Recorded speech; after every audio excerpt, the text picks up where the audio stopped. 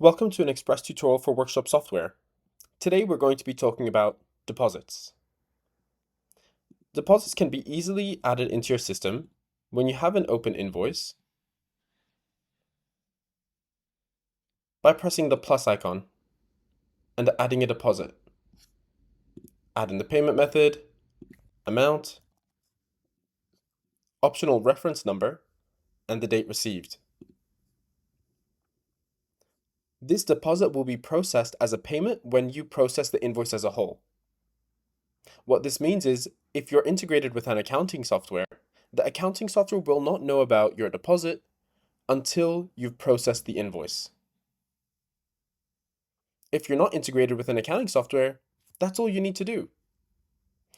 If you are integrated with an accounting software, let's take a look at how you can record deposits so that they reflect immediately in your accounting software. Simply create a new invoice. Select the customer and vehicle, just like on the job. Now you'll need to enter a deposit line. This deposit line can have settings such as this one here. Don't update quantities turned on, and the item coded as deposit. You may even choose to have a paid on template in the description so you can record when it was paid.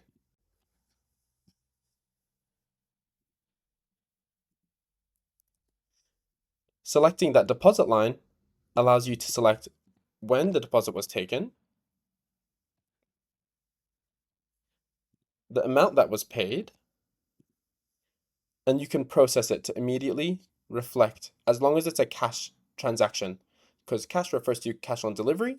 So we're finalizing this and paying this straight away. Just make sure you action the payment pop-up that comes up to select how they paid the deposit. Now let's go back to our transaction center to go back to the original job. Now all we need to do is add that same deposit line back in.